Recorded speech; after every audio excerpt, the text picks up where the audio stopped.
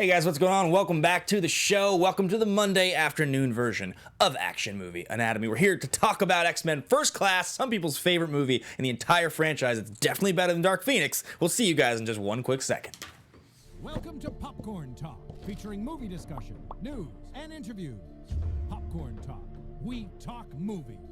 And now, here's Popcorn Talk's Action Movie Anatomy. Boom, there we go. Yes. Boomed. You're excited. I'm so excited. You're hyped. I'm more hyped than man. Yes, and you in the chat and the people watching and listening, you're like, what's going on? Where's Andrew? What happened? I turned him into a pineapple. Andrew's turned, that is Guy the Pineapple. It is. It actually is Guy the Pineapple. Yeah, that's his name. In a crazy, unrelated, in a crazy turn of events. Weird. What's up, everybody? Welcome back. It's Action Movie Anatomy here on a Monday afternoon at our brand new time. We are talking X-Men First Class today. We talk action movies on this show, and we're going to talk about all sorts of fun things. But I have a special guest on the other side of the table with me today. His name is Alex Kessler. Hey guys, how's it going? What's going on? This is my fourth time on the Action Movie Anatomy show. Well, we had you on for Guardians 1. Star Warsy things. One of the Star Wars movies for sure. I think for also that movie. Me and Andrew did like the shark movie, right? We did the Meg when you were not here once. Did you come on with Andrew and do the Meg without me? Yeah. That happened? Yeah. Where does the time go? And then you also came on for the Italian Job. So this is your fifth time. Fifth time. Maybe I didn't do a Star Wars one. You did. I think you were on for Star Wars or Empire. We've done both, I think. Okay. Cool. I think Number so. 5. We've done almost 200 episodes of this show. Wow. The funny thing is, so guys, listening or watching, this is the Popcorn Talk Network, the online broadcast network dedicated to talking movies, all things movie-related and pop culture by the bucketful. We've been doing this show on this network for 4 years. In July, it'll be 200 episodes. And Alex and I do a podcast about Magic the Gathering called The Masters of Modern. We've been doing that show for about 4.5 years. Yeah, we're just ahead. And the funny part is those are the two shows that I started that got me into broadcasting. I didn't start that show, you started it, but they were the ones that got me into broadcasting. And I've learned a lot about broadcasting and carpets and interviews through those shows over the last 4.5 years. But in both cases, I can't believe they're both still going. Yeah. It's crazy. Well, there have been a few times, I think, probably for, I can't speak for Action Movie Anatomy, but for our podcast that we would phase in and phase out of, like, consistency, or like, oh, maybe we've now gone to a point where we should slow down, and then we always like just go back and double down on it, find a way, and figure it out. We're the exact same way on this show. Okay. the exact same thing has happened, and then every time it seems like it's going to slow down, there's another swell of energy, and we expand it to something else cool, and that's what happens. So supported by fans like you. That's true. That's true. And it's a big shout out to brand new patrons in the Action Army. I got Dwayne, Joseph Burke, and Joe Harrison. We're going to give you a salute. We salute you. Andrew is saluting you from where he is. Andrew is a Clash caster for the game Clash Royale, which is a sweet game that we actually all play. Yeah. We're all in a clan together. Yeah. I'm pretty sure I'm ranked higher than both of you. Not anymore with him. Or maybe because he has like the two... He has 2 accounts. So the CRL Drew one. The one that, these Drupals and CRLs. Yeah. He's got the... I've been playing a lot longer. I maxed out Electro Wizard today. Nice. Are you proud of yourself? Level 13. Pretty proud. There's actually a lot of people that in the chat that also play that game. A lot of the Action Industries folks. But big shout out to new patrons. We are going to talk about X-Men First Class today with the release of X-Men Dark Phoenix, the last film in the Fox run of X-Men movies. We decided to take it back to the middle point in the whole... You got the one, there's one left? Yeah. New Mutants? Yeah, the forgotten Ish. movie? It's like not... There's a cool theory out there that's actually going to lead the X-Men into the MCU, because they moved it to the now coveted February slot of where Black Panther and Captain Marvel were released. So Marvel was actually just like, guys, the movie that you made, we're just never going to release it. We're making a new one secretly. Yeah. That's going to lead us. Or they just re-edited it, and it was good enough that they're like, oh, we can make this. That movie has, everybody, you listen to what's her name, Arya Stark talk about it in interviews, and she just has no idea. Yeah. It was supposed to come out 2-3 years ago, right? I interviewed Anya Taylor-Joy last summer for Glass for the promotion for that movie, and she was excited, but just seemingly there was this emptiness to the answers, or just nobody has any idea what's happening. But anyway, guys, so this is the movie we're covering today. There's a lot to talk about. Coming up today on the show, we are going to be talking about buying or selling on the X-Men in the MCU. We are going to be talking about young X-Men versus old X-Men. Which of the two eras do we like better? We're going to be comparing actors and actresses. Spoiler, Fassbender takes the cake. And Yeah, there you go. I like that. Yeah, there's some good ones. That's the hardest comparison for sure. Easy. Yeah. Yeah, I mean that's the one we're going to debate. So, but that's coming up on the show today, guys. Otherwise, I think we probably will just kind of get into the rules of action movie anatomy. We cover action movies on the show. Rule number 1: the hero always plays by their own rules. Who's the hero of this movie? Of First Class? Yeah.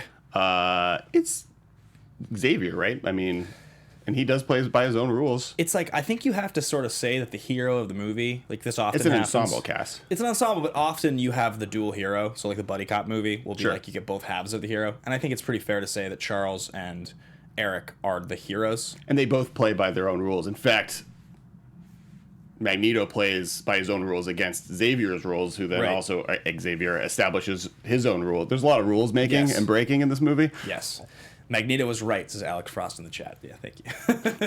Is the old Thanos? Yeah, exactly. Rule number 2: the hero and the villain are always the smartest people, beings, things, dinosaurs, what have you in the room.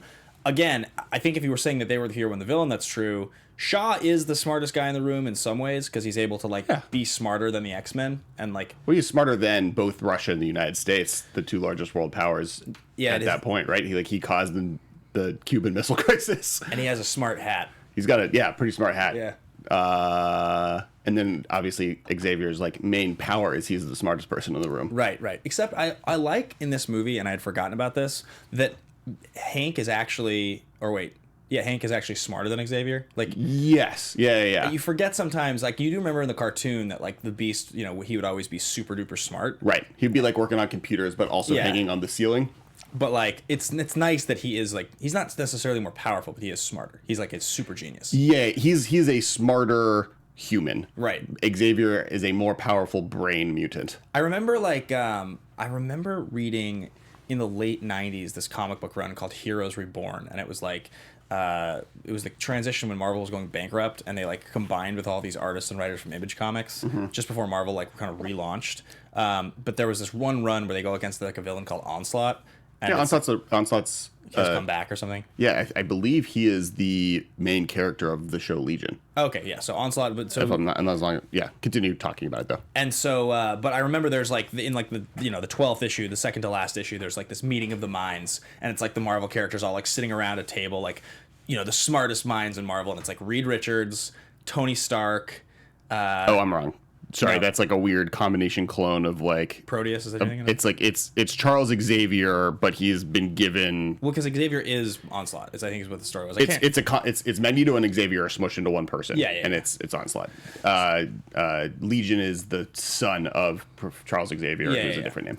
But I think it's Reed Richards. I think it's Hank McCoy, and then Tony Stark. And I think Bruce Banner. I think the four of them are sitting around a table because they're the smartest people alive. And you're sweet. Well, there's the Illuminati right in comics, which is Black Panther, Doctor Strange, Mr. Fantastic, and Iron Man. And I think sometimes Professor Xavier joins them and sometimes doesn't. Oh, interesting. Yeah, I don't know about that. But anyway, he's super duper smart. Rule number 3: the movie is driven by a police, military, political, or mercenary figure. It's not. Not really. I mean, X-Men are they're kind of mercenary. They're kind of government. They're kind of political. Yeah, I think that's a group that you can establish that way. They are armed humans that go into places of conflict in an organized way to stop things. Rule number 4: the movie contains a minimum of 1 explosion. There's lots of explosions in this movie. And Sebastian Shaw, squashing them into balls of fire. Lots of things explode. So those are what we're going to be talking about today on the show, guys. A couple quick shout-outs before we get into the big, the meat of the show, the main part of the show. We have a Patreon, patreon.com/Team Action. You guys can go check that out. There's a ton of exclusive content.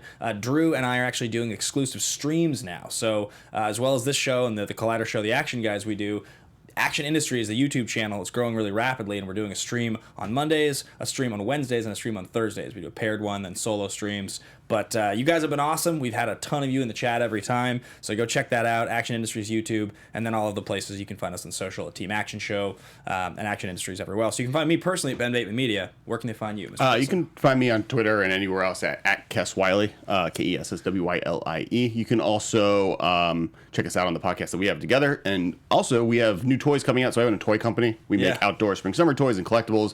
You can buy these guys. These are called Love'ems. They're at Walmart's right now. They're squishy and soft. You can like squeeze them and they grow out. And then also there's a pineapple with sunglasses named Guy. Yeah. No, they're great. They feel great. They're available now, so get them while they're hot. Available now at a Walmart near you. Yeah, exactly. So, let's talk about X-Men. Sure. The first thing we do on the show is called Thesis Statement. It's your biggest, boldest thought about the film. Something that really speaks to you that is like, oh man, this is the point that I would make at a party about X-Men First Class, then I'd leave the party, because that's the only point. Just mic drop, walk in and walk out. The best, the first, the last, the only, stuff like that. And you're the guest, so I'm gonna let you go first with this one. Matthew Vaughn is the best X-Men director. You like him more than Singer? Yeah. You like him more than James easy. Mangold? The only one I think is close is I think James Mangold has directed Logan. Yeah. Yeah, Matthew Vaughn over James Mangold. I mean, it's close. Like that is definitely the closest one, but because Matthew Vaughn properly directs X-Men movies, but James Mangold directed 2 Wolverine movies, one of which was not very good and the other one was like the best of an X-Men movie. Right, exactly. It's just like it has like these little tiny elements of X-Men-ish stuff in it, but it's really just like a Western with some superpowers. Right, like of all of the X-Men movies, the 2 that feel the 2 best ones, the best one is Logan. Logan is the best movie. And then like you have different variations of what those movies are. But the ones that feel the most like the actual core X-Men comics are probably X2 and this. And Days of Future Past feels like pretty awesome. Yeah. But Matthew Vaughn did this and then wrote the entire script for Days of Future Past, wanting it to be the 3rd movie in his trilogy. Right, it was supposed to originally be... Yeah, so he wanted to do X-Men 1, then do Apocalypse as the 2nd one, and then have the 3rd ending of the trailer bring all the old characters back in a Days of Future Past thing, and Fox was just like, oh no, do that one. And I was like, no. And he's sounds like Fox doing X-Men. And then he was like, well, here's the script, I guess. I'm going to go make the Secret Service movies. Or Kingsman Soup. Yeah. Which are pretty good. Yeah. Pretty good movies. First one's good, second one is medium. Interesting. That's fascinating. So I think my thesis statement is that we never needed more than this one version of these characters in a movie. Because I don't actually think Days of Future Past is fine. I'm happy we have it. Mm-hmm. I'm not happy we have a Phoenix or Dark Phoenix or Apocalypse. They're both pretty useless. And I wonder if Days of Future Past didn't exist, if I would care very much. I don't like Last Stand very much, but ultimately... What I like about Days of Future Past, and the reason I think you needed Days of Future Past, is it kind of... Like, after Days of Future Past, I felt apologized to for the mess that was Last Stand and the mess that was X-Men Wolverine Origins. And those were, at that point, the only 2 strictly bad ones.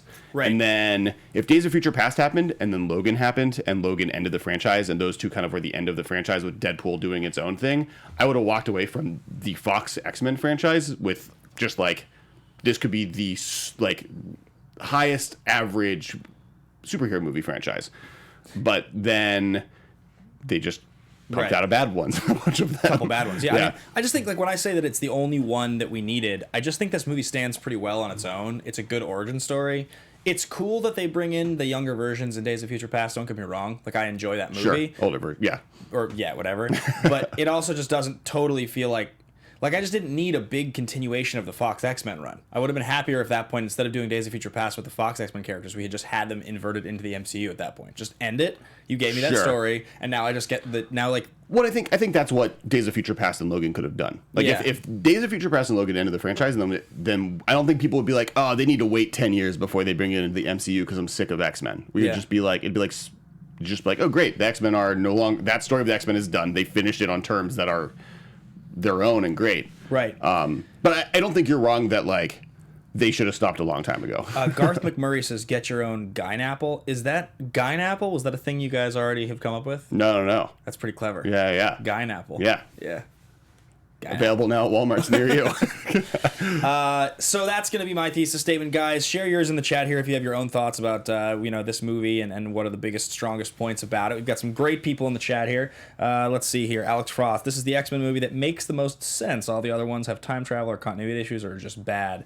That's fair. So I don't care about time travel and continuity. Or whatever in superhero movies, because like it. What was the Looper? Did a good kind of just like breakdown of like don't like stop, don't like get when you get like locked in the minutia of time travel and where it doesn't make sense. You like are just not going to enjoy the story that this helps you accomplish. This just in, guys. Time travel's not real, so trying to explain it with science is a tough ask. Well, like, and people are like trying to make sense of Endgame's time travel and that. Right. Like, I'm just like, mostly it makes sense. The small things, like, just like they kind of say like time fixes itself and it figures it out. Not even the director and writers like agree. Trying to come up with ways to mathematically or scientifically explain absurd things doesn't work unless it's a guy filling a pool with Jell-O and belly flopping into it, which is a video you shared on Facebook that I watched intently this morning. Yeah, it's great. I couldn't stop watching it. It's these guys who like try and do stuff, but they like think the science out through, and they literally built a pool and filled it with Jell-O. It's unreal, and they slow-mo throw like kids into it, and it's great. Really. I mean, it's an such a non sequitur, but it's an operation. Well, just because like stuff like that, like if you said I'm gonna belly flop in a pool of Jell-O, like. I mean, it's not quite as extreme as time travel, but to do it takes a lot of work. Like they had to they had to pick a time of year in a location of the country that it is warm enough during the day that Jell-O doesn't like that it like it makes it so that nighttime it's as cold as exactly a refrigerator. Right. And then they had to boil in bins separately and then put the Jell-O. It was you should watch it. I don't know where to link stuff. I don't have power here. Vojislav Madik. I think that's the way to say your name. Drew said it last night on the stream. Says this is the X-Men movie that should have been in the MCU. Now that's a really smart point because it's how sweet would it have been if they had made this movie instead of 2011 and 2018, and then Fox was like, "All right, buy the movie," and they were like, "We're just going to take these characters and then they're just going to go into the MCU, and this is where the X-Men started, and now we get to use all these sweet actors and actresses in their great roles." And Jean Grey is never played by Sophie Turner, and because it's just sucks that it's like I don't think Jean Grey Sophie Turner is the flaw of the most recent movie. I think there are huge flaws. I don't know.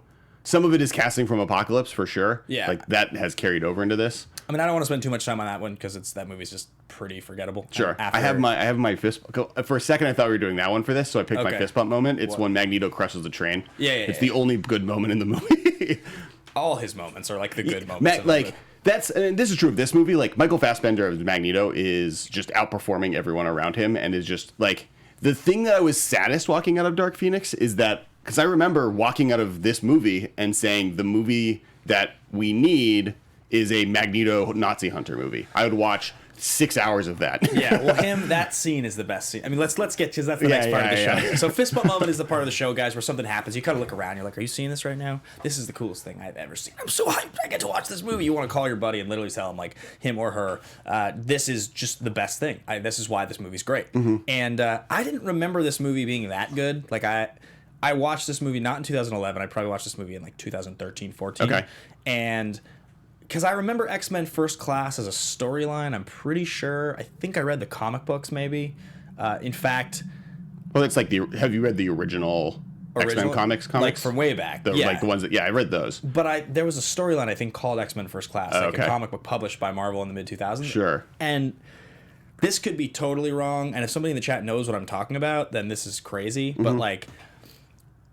This morning, I looked up the trailer for this movie because I remembered some scene of like a character running and there being... Oh, no, that's an X-Men Origins Wolverine. Never mind, moving on from that point. Well, so the comic I have read is there's a prequel comic of like that they show like it's meant to be the first time Xavier tried having a class of students and it was before the original 5. And it's like also a prequel to like when his back gets broken. So this comic exists. I've read this and it has Scott Summers' brother that's like a secret, like they don't know he exists, and he's like a bad guy who gets thrown into space and he comes back, and the comic book is him coming back and then telling everyone what happened, and he's like a villain.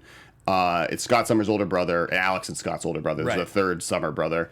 The in this movie he's what's his name? The guy who's like can adapt to any environment. Oh yeah. The guy who actually shows back up in Dark Phoenix. No, he doesn't show up in Dark Phoenix. I was just wrong. Oh really? Yeah. He looks a lot like him. He looks a lot like him. I thought it was him, but it Darwin. Darwin, who. So he's one of those original cast members, and then a few other ones, and then they all die, other than Darwin, who comes back, and so it's Darwin, and which, for the record, I think my biggest complaint for this movie is that the one character they kill off is the one character who's supposed to not be able to die. Yeah, right. I just remembered this shot of like a character running like on the ceiling and like somebody with like a Cyclops vision shooting at him, and I think that's actually just a shot from That's Wolverine. X2, isn't it? No, I think it's from Origins. I thought maybe it was a comic book. I'm all over the place here, guys. I want to kind of stay Cyclops back. isn't in Origins. I think it's not actually Cyclops. I think it's a character like him that has like laser eyes. Well, because like 1 and 2 that happens, but like because Cyclops fights Toad in the first one, that could have been it. Or it's a specific shot, and I actually like what I was getting confused about was I think it might actually just be a frame from the comic book that I'm thinking of, like our cover that I had seen a lot of times or something. It's all blending together here, but fist bump moment. Fist bump moment is the moment that something awesome happens. You get hyped about it, and this movie definitely, a lot of people here are throwing in the one that I'm going to use. I'm just going to jump in first. You're going to steal mine, aren't you? Well, I think it's sometimes this happens in these movies where if you watch the movie, it's hard to not just fist pump moment specifically is the most awesome moment, and like there are some movies like Infinity War where there's 50, and there are some movies where it's just obvious the coolest part of the movie. Right. In Collateral, it's when Tom Cruise kills the guy in the alley. It's like not even close. It's the coolest thing he's ever done in that movie. Sure. In this movie, it's Magneto in the bar. Yeah, it's Magneto. How is it not Nazi Magneto hunter. in the bar? Like yeah. he like sits there and he like speaks German and they're drinking the beer and the guy's like with his eyes looking at him. You're like, oh, it's gonna get so real right now. The dagger throw and then brings it back and then stabs the guy in the hand. Like all of it's so good. He goes for the hand physically, but then he pulls it out and like across the room quickly into the gut and then back through the hand. I like that. I walked out of the movie and the main thing I said was, all I want is a Magneto Nazi hunter movie, and like we didn't get it. This movie kind of showed that we should have gone in it too. The most recent one, where it's like he's so much better than everyone else that if they had just, instead of making Dark Phoenix, just made a Magneto movie, we would have all loved it. It's tough though, because those spin-off movies have to be handled so well. It's a great concept when a supporting character or like a secondary lead is the best part of a movie, but then like when you make X-Men Origins Wolverine and you don't do it the right way, it doesn't matter that Hugh Jackman was the best part of the first franchise. It's just a bad movie. Well, but then you do Logan and you do it correctly. I think like something the Marvel Cinematic Universe has shown is that one of the biggest flaws of this movie, more than anything, of Dark Phoenix and even really Apocalypse, is I don't give. Can I swear on the show? Sure. I don't give a fuck. Yeah. That's our one fuck for the day. You said damn it. Not a PG-13 movie anymore. So is the fact that I don't care about any of them. Right. And like if I had a Magneto movie and a Jean Grey movie and a Nightcrawler movie separately on their own, and then they come back together for these bigger X-Men movies, then you're going to just care that much more about each of the characters. There's no way to establish Captain America or Iron Man in a way that's interesting in Endgame without going through all of the effort that you do, and then that you care so much more at the end of that movie about them. They called it X-Men Origins because there was going to be multiples. Right. That was the original point. That movie just sucked so much that they decided not to do it. It was supposed to be that, First Class, and a Magneto movie, where the original three announced, and then Magneto never happened, and then eventually First Class happened because they wanted to reboot the franchise. And so yeah, it's actually really interesting if you go back to like when this franchise was riding high before kind of where we are now. But long before the merger was ever being talked about, or the MCU had like totally dominated the space, the X-Men movies existed in a time before the MCU became the gold standard. Like X-Men 1 is the reason that comic book movies in our era exist. Right. Well, Kevin Feige was a producer on most of those early X-Men movies, and like he definitely took the lessons he learned there and applied it. The hair tips for Wolverine are him. Yeah, He talks about it in that interview, like he literally looked over and he's like, nah, his hair's not pointy enough. You have to make it pointier to make it look like the comic books. So yeah, it's just I think we're all in kind of agreement that the bar scene. Anybody else have any fist pump moments that you want to share here? I'm going to go through and share. Let's see here. Jarvie said, Richard Eric Jarvie, Magneto in every scene is the fist pump. Yes, I agree. Garth McMurray loves your idea for the Nazi Hunter movie. Yes, the bar scene. And how about lifting the submarine out of the water? It's pretty cool. Yeah. That's the submarine. Magneto's stopping all of the missiles and then like turning them back on the humans is like such a good turning point moment for the movie, because it really just like not only represents him changing sides but also physically. Right. James Spence. James Spence just had listed one I thought I just saw here. Maybe not. Darwin's death is honestly perfection, says James Spence. Yeah, it's a good death. Yeah. It's pretty cool. Well, it's a turning point for the movie, right? At that point, it was a lot of fun and games, and everyone's going to be safe. And then they're like, nope. Yeah, so let's talk a little bit about this cast. Some of these younger X-Men. Oh, AJ Lancaster moved the coin. Yeah. I mean, definitely, like, it's pretty brutal when he's... That opening scene, not opening, but when they bring his mom in. Yeah. That was like a continuation from X-Men 1, right? The opening of superhero movies in general. Well, right. So the fence moving is like from that movie. Yeah. Like that's the opening scene that we all remember. But I'm saying when he gets brought into the office and he's like, move the coin or I'm going to shoot your mom, is like your eyes widen and she's looking at him and she's the thing where it's like, it's okay. And you're like, oh my God, you're going to destroy the world now. You're creating a monster. I mean... going to that, it is fascinating that all of superhero movies was started by Magneto destroying a fence in the Nazi concentration camp. Like, that's what started this era of filmmaking. Yeah. Yeah. I mean, it's totally true. It wouldn't have happened. It wouldn't have existed. And actually, speaking a little bit more about, the X-Men franchise, we're actually going to be doing on the Action Guys, which is our other show we do over on Collider, the definitive ranking of all X-Men movies. We're going to be filming that later today. Now, sweet. Andrew is clash casting, that's why he's not here, but I will be doing it with Mark Riley, who's he's my teammate on Who's the Boss right now in the Movie Trivia Schmodown. Okay. So we're going to be doing that. Sounds like a betrayal. Yeah. Get off the show. There's like, I haven't totally decided yet. I know I talked to you about this at the office last week. If I want to do the ranking with or without the Deadpool and Wolverine movies, I think we're going to do it without, because I don't really want to get into that full conversation. Cause it's interesting. harder. I think that's more... I would include... I think it's a disservice to the franchise, and do what you want, I guess. I'm not going to be there. But, like, the X-Men franchise in general has, like, a 75% good rate, right? Like, right, there's only, like, 4 bad movies, right? But, yeah, it's just the 4 bad ones are all X-Men movies, other than Wolverine Origins. Like, there's 3 bad X-Men movies and 1 Wolverine Origins movie, and then, like, the Wolverine is the, like, straight mediocre. That movie, I don't know if I've ever... I can't almost think of a movie that has been described by more people as whatever than The Wolverine. It's like, I've never seen the whole movie. I think I saw, like, a couple of the fights I think I watched once. Okay. But, like, it's that movie that I've kind of always intended to go watch. Like, it almost made it on my 100 movies I missed list just because it's, like, the only X-Men movie I haven't seen. I think it's worth watching from having seen every X-Men movie perspective, but it's not worth watching as a movie. It's fine. I watched it on an airplane on an iPad. I only also watched partial of Apocalypse. Apocalypse is bad. It's that one I would say is worth not watching. Yeah. Versus the Wolverine, getting an understanding of why it's just so medium. Yeah, I only got halfway through Apocalypse. But, yeah, I guess, like, Logan...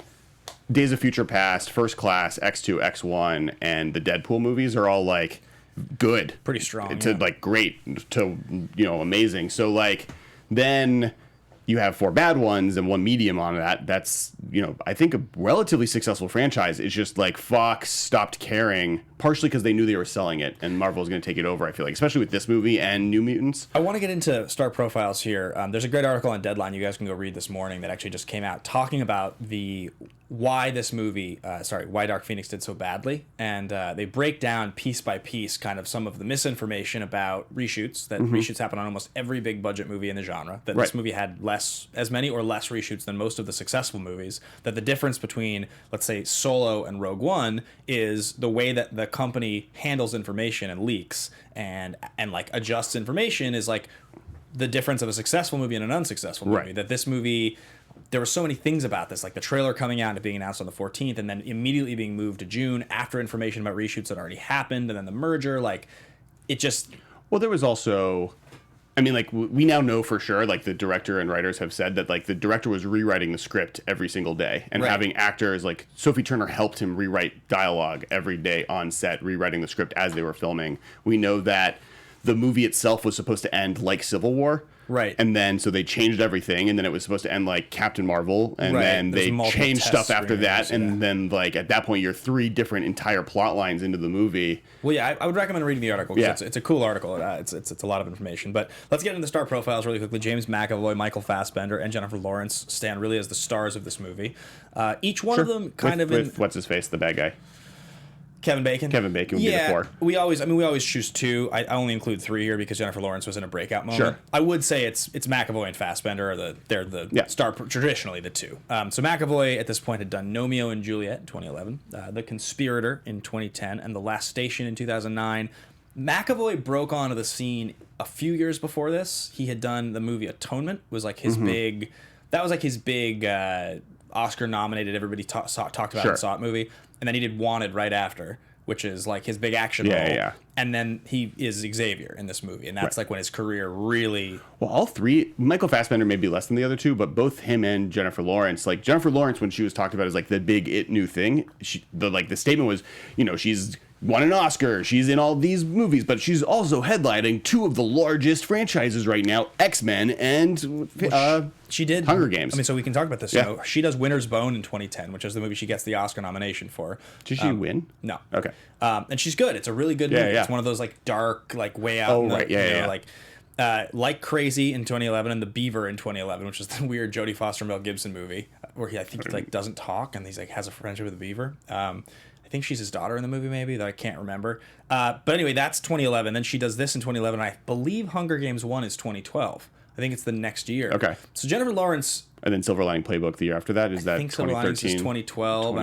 And I think American Hustle is 2013. Sure. I'm pretty sure. So she, like, Jennifer Lawrence, like a lot of actors and actresses, just she has that moment. Mm-hmm. That's what happens. And this character, do you like her as Mystique on the whole? You don't? No. I've disliked her in this franchise basically since the beginning. I think she's best in Days of Future Past. Yeah. Because she's like basically a femme fatale that's going to kill somebody, and she's like good at that. But I think overall, I didn't like her in First Class. I think she's maybe my least favorite part in this movie, and she's fine. And I mean, Apocalypse and Dark Phoenix are so bad that it's hard to really staple why it's bad on her. But like in First Class, I think she's the worst, and then she's good in Days of Future Past.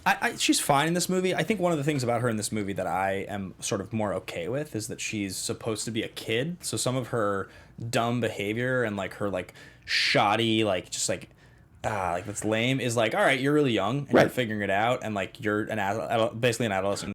I'm okay with like you being kind of annoying. Yeah, but my issue isn't annoying. It's more acting capability in here. Sure. Like I think she's like, I also like don't like her in a lot of the Hunger Games. Yeah, like I think she had a moment, but she was a little overrated, and she was really good at the dramatic parts. Like she was good at Silver Lining Playbook, but that's like a specific, and that's her best performance ever. Like I do really appreciate her in that movie.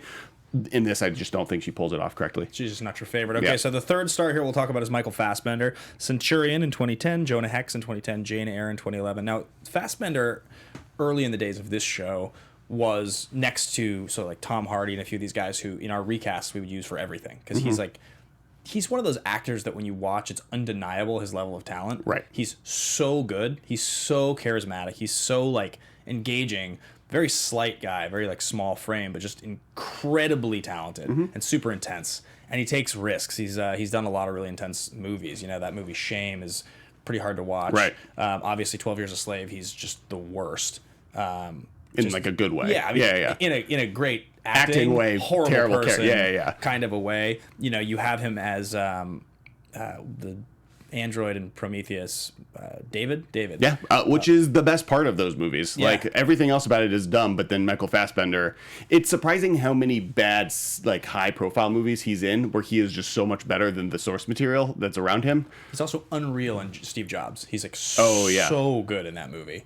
But it's like you pair Michael Fassbender with Aaron Sorkin dialogue, and I'm just in. Yeah. Like that's. I mean, I think people's collectively only complaint of that movie is that it should have been a play and not a movie, right? Like it was just. I think that movie's like super underrated. Like I mean, I got nominated for Best Picture, but I just think that was a better movie than people remember. So that's kind of Fassbender, and I think each one of these actors has gone on to have pretty massive ascensions ever since this movie. Sure. McAvoy obviously, is in all kinds of stuff as a super movie star now. The Split stuff with Unbreakable did really well for him, and Glass. Fassbender, you wonder, is Fassbender going to end up, now that he's not Magneto anymore, so he's not in X-Men movies anymore, he'll get cast in some other franchise probably, but without the X-Men franchise, will he be taking the kind of roles that put him on like the household name radar? And I don't know. He seems like the kind of actor that won't. I think he'll probably take a break from big franchise movies, but then something will come his way. I mean, like look at. Yeah, I think there's like a ton of stuff in the future that is definitely available to him. Maybe a villain or something in an MCU movie. Sure, right. Or like, I think there's something, but we'll see. Just bring him back as Magneto? I would take that. Would you though? Like, so like that gets us into our next part of the show here, guys, which is we're going to talk about buying or selling. So the question that I have to ask for today on the show, and I would love for you guys in the chat to sound off on this as well. Are you buying or selling the X-Men and the MCU, first of all? And the second part of the question is, are you buying or selling the Dark Phoenix storyline as a storyline you want to see in an X-Men movie? Because it's often gone back to as the best X-Men storyline. People love it. It's from the cartoon, people love it. From the comics, people love it. They've tried it twice now in the movies. Mm-hmm. In terms of being epic, I don't think that Marvel would be daft enough to try to do it again in the next 10 years, but maybe. What do you think? Are you buying or selling? So... a lot of complaints for Dark Phoenix has been you need to build up to the Dark Phoenix saga, right? Like the Dark Phoenix saga is the second half of a trilogy of movies that are like leading up to it, where she like starts out, you introduce her, she gets the superpower, and then she's evil. the thing is that they did that in the first X-Men trilogy, right? Like, that's what that was. X2 was about her having those powers, and then she sacrifices herself and then becomes Dark Phoenix in the next movie and then is evil. The problem is they got Brett Ratner directed and did all the things that happens with Fox directing a movie, and so that's the Brett Ratner, Bryan Singer trilogy is not a good look. But then...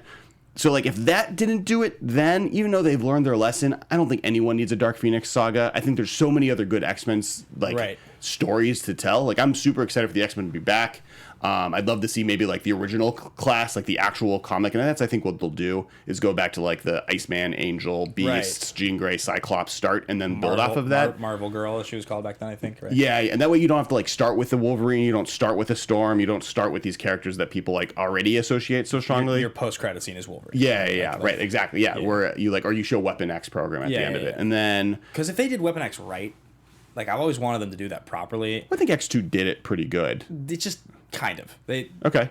But Brian Cox. I love X2. Don't get me wrong. There's so many things about X2 I love. Sure. But, like, I think Weapon X as a story done, like, with the quality of, like, a Russo Brothers MCU take would be super compelling to watch. Yeah. And I think there's parts of it in X2, but it's not really just about that. Sure. Yeah. What I think the story I'd want to see is kind of a reverse House of M. I think that's how you bring the X-Men into the Marvel universe is... So House of M, if you don't know what it is Scarlet Witch says the words "no more mutants," and so like 99.9% of them all are no longer mutants anymore. They lose their powers. And it's like this from big like mid to late 2000s. Yeah, I think it's like 2005. Yeah, and then but right now we have Scarlet Witch. She's a main character in this storyline, and so I think it'd be very easy to have her just do the reverse, being like, "We need help," or whatever, and then just people now start awakening as mutants, and it's like a whole event. Or the one that a lot of people are talking about is that like anyone that was snapped now has like coming back has a potential to have powers, or both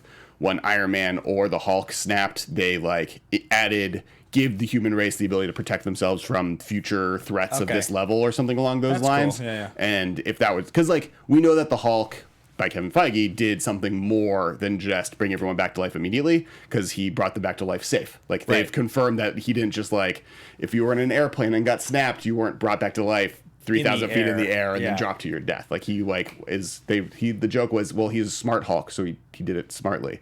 So like they could do additional things with that ability. So first question, so it sounds like you're selling a Dark Phoenix. You don't want to see that in the MCU. Are you buying X-Men in the MCU? Absolutely. I'm also buying X-Men in the MCU, and I'm also buying the Dark Phoenix in the MCU. And you think they can do it again? I think the MCU, contrary to popular belief, is actually a franchise, like is a 40-year franchise. I don't think that we have to worry about this being like it's going to burn out in 6 more years. Sure. I actually think that there's a way for them to keep going with it and eventually find ways to just reboot it if they need to. Like whatever it is, I think as a brand, the MCU is a thing that will be kept alive by smart people and done for a very long time. This first run of X-Men, you could have Dark Phoenix in 10 years as the 6th movie. You don't even have to call it Dark Phoenix. It can just be the storyline of the 3rd X-Men movie, or the 5th or 6th X-Men movie. Like, it's a great storyline, and Jean Grey is one of the great characters, and it's her best storyline. Right. I'm not saying it's the only thing they need to do, but I would have patience for them to try it, because I think creatively I believe in what the MCU is capable. If Dark Phoenix were to come back, it would, to me, need to be the 3rd or 4th big bad. Right. So Thanos being the big bad that just happened, Doctor Doom or something else being the next one. I think there's rumors that Norman Osborn is going to be the next big kind of motivating bad guy. Yeah. I do think like the Fantastic Four need to come back. Like I think that's a bigger franchise that I want to see return to, like, because they've never been done well, right? Like I've had good X-Men movies. We just talked about the best ones. We've never gotten a good Fantastic Four movie. I think that's the one that the MCU is going to bring in first and is more excited to bring back. But I think they'll slow roll the mutants thing, where mutants will just start showing up. Yeah, I mean, I think the fact just Fantastic Four and X-Men together collectively make the next 10 years of the MCU really interesting. Yeah. Like that's enough. Well, they now have all the good characters back. Right? Yeah. The only thing they can't do is Paramount still owns the distribution rights to a Hulk movie, so they can't make just the Hulk. So he'll just be with other people. And I don't need that right now. We've had a lot of good Hulk in the last few years. Yeah. Like Ragnarok's like the best Hulk there is. So, all right, guys, those are our answers to buying or selling. I'd love to know what you guys think in the chat here. Let's see if anybody's on board. Let's see here. Jenna James, you have to break it up like the Fox Kids series. They broke up Phoenix to 4 and 5 episodes, then did Dark Phoenix Saga for another 4 or 5 episodes. That's cool. Jonas Tiger, Feige will probably sprinkle in X-Men in the MCU. Haskell 420, buy Dark Phoenix, but only if it's a trilogy. Now, we've tried that. I don't know. Cell doing the Phoenix storyline says anytime soon, says Wolf Fish Willow. All right, guys, thanks for sharing your thoughts here. Let's continue through the show. The way they do the thing that like they have to lean into a trilogy where the first one is she sacrifices herself and then post credit scenes you see her coming back. Second movie she's back and everyone's like, oh crap, she's a god. What are we gonna do? And then she goes evil. And then the third one is defeating her. I also think that's still like just problematic. So Singer, who actually had gotten involved with X-Men and X2 and directed those films, got involved with this project in 2009. He could only produce and co-write First Class due to his work on other projects. I think I'm happy that Matthew Vaughn came in. It does have a distinctly different feel. I would be fine with Bryan Singer never working again. So yeah, the less movie he directs, the better. I mean, in retrospect, I'm saying creatively, because he did make good X-Men movies. Sure, I guess from a creative perspective. Him leaving is why X3 was so bad, right? Like Brett Ratner taking over that franchise so he could go do the mediocre Superman movie. Like both is why we didn't get Cyclops in that movie, which is like you can't do Dark Phoenix without Cyclops. That's the point. At least Dark Phoenix got that. He kills Cyclops like 30 minutes in the movie, right? Less, yeah. And he doesn't even. He just like off camera dies. He like evaporates, isn't it? You just know you see his like veins start bulging, and then the camera goes away, and you hear a scream, and then we never see him again. That's right. And she evaporates Professor X. Yes. Yeah. Right? Yeah. It's so bad. I saw the movie in theaters. I haven't seen it since.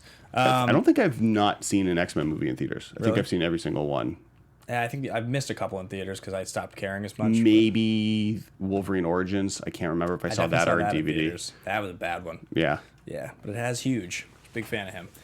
All right, we're going to continue moving through the show here. This movie started filming in 2010, concluded in December. Initial filming completed in April 2011. This was filmed in Oxford, the Mojave Desert, and Georgia, with sound stages at both in Pinewood Studios and the 20th Century Fox stages in Los Angeles. The depiction of the 1960s drew inspiration from the James Bond films of that period. That makes sense. You can see it especially in a lot of the style worn by like Magneto, like his like leather jacket and stuff like that. Well, like everything that Kevin Bacon's doing is basically a James Bond movie. The ascot tie. And he has like an evil submarine base. Yeah. I mean, we haven't even talked really about Kevin Bacon, but we will get there just a little bit. Just a couple of notes on Matthew Vaughn, the director and co-writer. So Vaughn originally came up doing the film Layer Cake in 2004. Now, Layer Cake is like an English crime thing. It's really actually just famous because when Daniel Craig was cast as James Bond, most people were like, what's he from? And the movie that he had most recently done that was like a crime-ish movie was Layer Cake. He had obviously been in other movies. He's in Munich, I think, right around the same time, and he's also in Road to Perdition. But specifically, he was in Layer Cake like the year before. Is Road to Perdition really before the James Bond with Daniel Craig in it? Yeah, it's 2002. That's fascinating. Okay, continue. He's great. He's like a total dickhead. Do you remember that movie very well? I didn't finish it. I started the first half on an airplane, and then the airplane landed, and I was like, well, I guess I'm not watching this movie ever again. Love that movie. But so that's his first movie, Layer Cake, in 2004. Then he did the movie Stardust in 2007, which I've never seen. You seen really? Stardust? I've seen Stardust. It was disappointing. Unsurprising. Everyone was like, I wanted this movie to be Princess Bride, and it ended up just not being that good. But that's where what's his face also came from. Brian Cox, not Brian Cox. Henry Cavill? No, the guy, Jamie Bell, the Daredevil. Oh, Charlie Cox. Charlie Cox. That's right. I knew it was a Cox. And then his next movie was in what he did. Sorry, I'm in front of me here. Kick-Ass. That's the breakout superhero movie that he does in 2010. And then he does this in 2011, and then he does the Kingsman movies. And then he is now producing, and he has produced and co-written on movies like the 2015 Fantastic Four, Eddie the Eagle, Rocket Man. He's obviously very close to Taron Egerton because of the Kingsman films, and he has another Kingsman movie coming out, which. Yeah. I mean, I actually really like both Kingsman movies a lot. I don't think either one of them is amazing, but I enjoy them both. I loved the first one. I think I saw the first one like twice in theaters. Yeah. I think it was like cool and special and something different. I think the second one wasn't as good. They're both like good. It's funny. I actually just think that his style of movie making, there's like something about it that's like doesn't feel as crisp. Yeah, or it's too like comic book slick for me. Or maybe it's too crisp. Like you need more grit in it than it has. Yeah, it's like missing some element. Like when I think about the way that like watching certain parts of like a Nolan movie make me feel, right? There's like a level of reality and grittiness and coolness to it that like there's a campiness almost, or a comic bookiness to his movies. Well, that's what someone mentioned, I think, in the feed, and you brought it out earlier, how like the first movie feels like it almost fits in the MCU, like this movie that we're talking about, and I think First Class, like if this was in like phase 1, we're like right between or like the Avengers and like when it came out, I think is that time period, it would have been like great. Then the X-Men have started from the franchise. They're moving into it. It's interesting. They're not involved with some of the big stuff. That's something true about comic books in general. X-Men always feel weird in the Avengers universe, right? Because the X-Men's main storyline is it's meant to be kind of a metaphor for the gay rights movement or the civil rights movement. And you have people being like, oh man, mutants are the worst. I hate them. I'm racist against mutants. Right. But Captain America's my dude. Yeah. So it's like, how does the hatred towards mutants exist in a world that they're totally accepting of the superheroes? All of these, like Hulk, like they're just like, yeah, like, we love the Avengers, but the X, totally. So like that's the weird side of this universe where X-Men kind of always feels like it should be separated. Like that's why I kind of was fine with Fox doing it while they were making good ones. I think that the reason is or at least this is sort of the way that theory is justified in the storytelling aspect, is that like there aren't a bunch of Avengers that can like that have 4 eyes or like 6 fingers that like that's their power. Like there's a ton of mutants in the world, that this world they show you, where they're described as freaks because like you have to have a mutation of a significant level for it to be matter. Well, you have the Nightcrawlers and the Mystiques and the Beasts where they like look physically different. I guess the other side of it is most of the Avengers, other than the ones that are mutants, are man-made. Yeah, like it's man-made these things, so it's like our defense against the mutants is sometimes I've seen it play. And like some of the best comic books are the Avengers versus the X-Men. I think the Ultimate Universe had a really good one, which was Ultimates versus X-Men, and it's like a 4-part issue, and like you have Storm go up against Thor, and that's like just dope because they're lightninging everything. All right, we are going to continue moving through here to Critical and Box Office. This was released by Fox on a $160 million budget. That's actually really interesting. I mean, it's hard to make a superhero movie without a giant budget, but $160 million for 2011 is quite a bit of money. You're starting to get into that like north of $150, $200 million range, which feels like something they do now a lot, but this is almost 10 years ago. I didn't feel like it was as common back then. I mean, X-Men movies were still making money, right? Like, I mean, the first 3 movies all had, I mean, other than maybe the first one, had huge budgets. Like, I think Last Stand was the most expensive movie or on top in that level at the time of being made. Good decision. It opened on June 3rd, 2011 with a domestic take of $146.4 million, $207.2 foreign, for a total gross of $353.6 million. It's funny, like 353.6 is like fine. You compare that to like what movies make now at the high level, right? It's like a third of what like a really good opening is. It's well, crazy. I mean, it's like 40 million profit, right? Because you like double the budget and then and you subtract everything else. So marketing. So it actually didn't do that well. Just did okay. So all right, guys, we are going to continue moving through here into Critical. So the IMDb lists this at 7.7, which feels about right. I think this movie's a little less good than that. I think I would probably give this more like a 7.4 or 7.3. But 7.7 is fine. I think like if you're equating that to a 77%. Well, so what would you give the best? What would you give Logan? It's like a 9.6 okay. or so something. People have this movie above Logan in their ratings of the X-Men movies. Which is just absurd. Wrong. I agree with you that they are objectively incorrect, but with that in mind, there's enough of an audience out for this type of movie. I think a 7.7 feels about right to me. No, it feels like 7.7 feels pretty close to accurate. On the flip side of it, though, Rotten Tomatoes, the critic score has this at 86%. The top critics have it at 87%. Right. That's pretty high. Now, granted, I know that score is based on positive or negative, and it's a pass-fail, right? So it's not like for a movie to be out in theaters and have people want to go see it and enjoy it, it's a pass. So I think that's if I watch this movie as a critic like I am now, I would give this movie a thumbs up. So I would contribute to those positive scores. Right. So we are going to get into the next part of the show here. This is going to be favorite line. Your favorite line from the film. I'm going to continue our loss of our PG-13 rating as a podcast and say that the moment that this movie became a PG-13 and Wolverine being introduced and saying just fuck you and then kicking him out, It's pretty good. The Wolverine cameo is definitely. I think I have it here. The actual line. It's Eric Lencher. Excuse me, I'm Eric Lencher, and I'm Charles Xavier. Go fuck yourself. And then he puts a cigar down and walks off. Yeah, it's pretty good. Yeah, I think that's my single line. I think the best. I think probably my favorite line in this movie is. I think I mentioned it earlier. That scene where you know that when Magneto's mom is going to die, and you know she's going to die, and she's looking at him and she's saying like it's going to be okay. That exchange, I think when she says that to him, because that feels like a line that happens in non-superhero movies in those moments when like it's just a really horrible death is going to happen, and like a parent is trying to comfort like a child when they know it's not going to be okay, and they say that. And I think what I like about it in that moment is that you know exactly what's coming, and you also know that the consequences are going to be so much more severe than they would ever be in real life. Because, like... You know who he becomes. Yeah, exactly. He becomes, like, a super crazy murderer villain. It's interesting, because, like, you say it doesn't happen in other superhero movies, but the one movie I'm thinking of right now where the exact same scene happens is Rachel Dawson, or her last name, Dawes. Yeah. It's okay, to Batman. It's okay, Harvey, and then explodes. It's, like, the same exact scene. And does the same thing. It creates a monster out of that. It's just he dies in the movie. There's no superheroes in that movie. You have a guy in a suit. I mean, like, these superheroes, but not like... Are you making the statement that Batman is not a superhero? You know exactly what I'm saying. Yeah. You know exactly what I'm saying. So, anyway, all right, guys, sound off with your favorite lines. Anybody in here that has anything to share? We're going to get into the last bits of the show. We have one more game to play today, and that is going to be... Young versus old. Which X-Men cast do you prefer? Let's go down the line with some of our favorites. Oh, so we're doing individual cast members, not overall? I think we'll go with, we'll check like 5 of them. Okay. Let's start first with Hank McCoy. So you got Kelsey Grammer versus Nicholas Hoult. I think you go with Kelsey Grammer. You like Kelsey Grammer? I think, like, he is in a worse movie.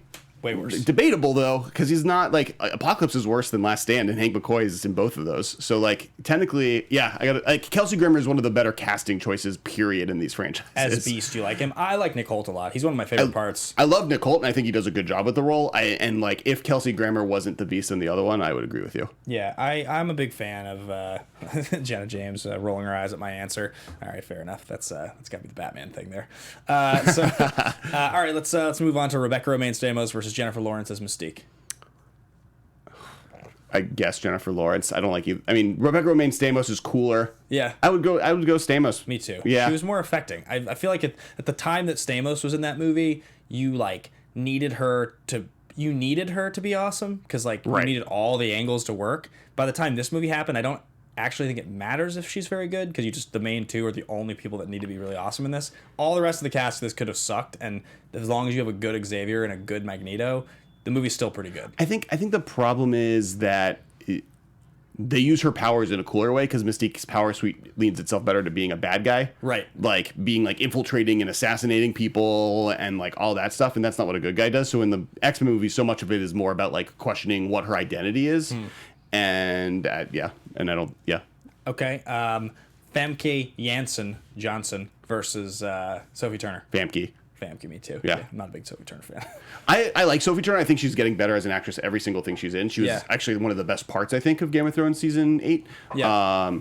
But I think that, which you haven't seen, so I won't spoil anything. Neither do you, chat. I see you trying to spoil Game of Thrones to Ben. I think she's fine as an actress. Just particularly as Jean Grey, I don't like her. Yeah, I think Famke's better. Yeah. And I don't know necessarily, like, I'm excited to see who the next Jean Grey is, or not to get a Jean Grey. Jean Grey is not my favorite character. I like, of the X-Men characters, I wouldn't put her on the one that, like, I need her to be in the franchise. All right, we're going to go January Jones as Emma Frost, White Queen, versus literally any other character in any X-Men movie. Any other character? I mean, there's characters I like. I think she might be the worst performance piece of the entire thing, period. Like, maybe the version of Deadpool where his mouth is shut and he doesn't talk is worse. Yeah, but he's really good before that moment. Like, in X-Men Origins, the best part is Ryan Reynolds before that happens to him. So, yeah, she's terrible. It's crazy how bad she is. There's worse, though. Apocalypse is worse. Oscar Isaac? Yeah. Oh. And I like Oscar Isaac and everything else. It's just like, and it's not his fault, but he's worse. I am Apocalypse. All right, yeah, sweet. We've got some people in the chat here. I have one, Nightcrawler versus Nightcrawler. Okay, so you got Alan Cumming versus this kid who's in the new one. Yeah. I like Alan Cumming. I think the Nightcrawler scene in X2 is top 2 openings in all comic book history. One of the coolest for sure. Like, I think I did a poll the other week in between the two, and it was that or the Dark Knight bank heist. Yeah. And I think the Nightcrawler scene is a better superhero opening because the bank heist could be in any action movie. All right, okay. The last two. These are the big. Yeah. This is the big two. Unless I'm forgetting a super relevant other one. That's in Origins. I don't think you are, because Cyclops is in them both. All right. So yeah, or you could go young Cyclops, old Cyclops, but I think we probably both go. Actually, old Cyclops. Yeah, you don't like Ty Sheridan. I like Ty Sheridan, actually. I think he's pretty good as Cyclops. Well, some casting directors decide that Ty Sheridan looks great in a visor, which is fascinating. Second off, he looks like Andy Samberg as Cyclops. In the Boombox video. Yeah. Everything got out of control. So, like... I think I love James Marsden. Like I like in anything I've seen him in, I haven't disliked him, even in the bad Superman movie. So like I'm just all on board there. One of my favorite things is because we live in Los Angeles, inevitably you know somebody who knows the guy. Sure. So my favorite thing is when you talk to people who know people and they abbreviate their first name, like on a first name basis. So I know somebody who knows him who calls him Jimmy Marston, which is like my favorite thing. We try to employ as many of those on the show as we can. So like Lawrence Fishburne is Larry Fishburne. Okay. Those are my favorites. I think I would probably also go Marston, though I like Ty Sheridan. Actually, he's talented. I liked him a lot more in Phoenix than I liked him in Apocalypse. Yes, he's better in Phoenix. He's not in Apocalypse. He's actually probably good in Phoenix. Yeah. Like there are a few. That's so walking out of both this and Apocalypse, both movies, I was like. And one of the reasons I'm like buying it in the MCU is both ones of them. Like, I'm glad I saw this in theaters because I love X-Men characters and I wish I saw them on more adventures in live action. I just hated both movies. It's fair. Like in this one, Cyclops did a good job. Obviously, Magneto did an amazing job. Even What's-His-Face did a good job, even though his character arc was bad. Professor Xavier. I'm forgetting. McAvoy. All right, only last couple things here, guys. We're going to wrap up pretty soon. So the last two. McAvoy versus Patrick Stewart. Patrick Stewart. Yeah, I agree with you. I mean, he's one of my favorites. Because McAvoy does a good job, but Patrick Stewart might be my top 4 casting of a character in a superhero movie, if not a movie based on an adaptation of all time. When he's like first talking to Wolverine in the first X-Men movie, you're just like, this is so good. Yeah. It's just like perfect. Or like all the scenes with him and Eric Lencher, like just them playing chess and just like I could watch. It's great. Yeah, it's really good. The hardest one. This is the most difficult. And guys in the chat, I want to know what you guys think. Michael Fassbender or Ian McKellen as Magneto, who does it for you? I'm gonna go with Ian McKellen. I'm gonna go Fassbender. I'm glad we're disagreeing. Yeah, I go Fassbender. I mean, McKellen's amazing, and he's great. And it's cool that they occupy very different spaces. I like that he's like the older, seasoned. I would not get rid of either of them though. Like I'm glad. One of the reasons I like Days of Future Past is you get both, right? Yeah. Like, and there's good versions of both of these characters from both universes, and Michael Fassbender's great. I'm not discounting it. Eric, like Magneto in the first X-Men movies is my Magneto though. Is the Magneto that most people are used to because he's supposed to be the older character. Right. Like you only get later on flashbacks of young Magneto and what his life was like. Right. In comic books, he is old. He's the older.